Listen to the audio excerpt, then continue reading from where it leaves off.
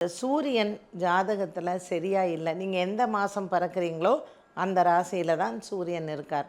இதற்கு ஏதாவது பரிகாரங்கள் இருக்கா? கண்டிப்பாக ஒவ்வொரு மாதமும், இப்போ நீங்கள் எந்த ராசி வேணாலும் இருங்க, எந்த மாதம் வேணாலும் நீங்கள் பிறந்திருந்தாலும், இந்த தமிழ் மாதம் பிறக்குதில்ல, ஒவ்வொரு மாத பிறப்பும், அந்த மாத பிறப்பில் காலையில் கோதுமை தானம் பண்ணுறது ரொம்ப நல்லது.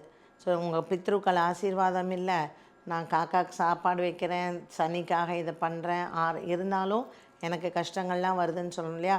ஸோ தொடர்ந்து நம்ம வீடுகளில் பிரச்சனை இல்லாமல் இருக்கிறதுக்கும், நம்மளுடைய வம்சங்களில் இந்த பித்ருக்கள் ஆசீர்வாதம் பண்ணுறதுக்கும், நம்ம மாதம் இந்த மாத பிறப்புன்னு சொல்லக்கூடிய தமிழ் மாத பிறப்பு 1ஆம் தேதி அன்னைக்கு கோதுமை நீங்கள் பசுமாட்டுக்கு தானம் பண்ணலாம், இல்லை புறாக்களுக்கு போய் கோதுமை கொடுக்கலாம், இல்லை யாருக்காவது நம்ம கோதுமையை தானமாக கொடுக்கலாம்.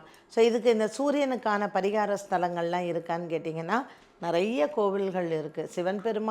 சிவன் கோவிலில் இருக்கக்கூடிய நவகிரகங்கள் ரொம்ப பிரசித்தி பெற்றது அண்ட் ரொம்ப நல்லதும் கூட. அந்த மாதிரி பாடல் பெற்ற ஸ்தலங்களில் இதில் நமக்குன்னு இந்த பரிகாரங்களுக்காக ஏற்படுத்தினது தான் கும்பகோணத்தில் இருக்கக்கூடிய சூரியனார் கோவில்.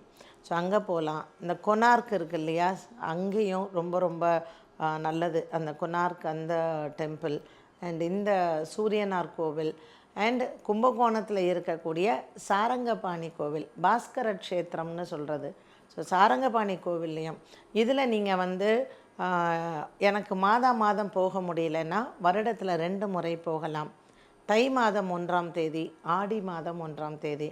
ஸோ உத்தராயண புண்ணிய காலம் மற்றும் தட்சிணாயன புண்ணிய காலம், இந்த 2 மாத பிறப்பிலையும் நம்ம சாரங்கபாணி கோயிலுக்கு போகிறதோ, சூரியனார் கோயிலுக்கு போகிறதோ, இல்லை ஞாயிறு அப்படின்னு ஒரு இடம் இருக்குது, அதுவும் சூரியஸ்தலம் தான். ஸோ இந்த ஆலயங்களுக்கு போயிட்டு அங்கே சிவபெருமானை நம்ம வில்வம் கொடுத்து அர்ச்சனை பண்ணிட்டு வந்தோன்னா இதை தொடர்ந்து பண்ணணும். சும்மா ஒரு தடவை போயிட்டு வந்தாலாம் பத்தாது, நம்ம தொடர்ந்து பண்ணும்பொழுது நம்மளுடைய வாரிசுகளுக்கு இந்த பாபம் எல்லாம் தேர்ந்து வரக்கூடிய சந்ததிகளுக்கு நம்ம புண்ணியத்தை தேடிக்கொள்ளலாம்.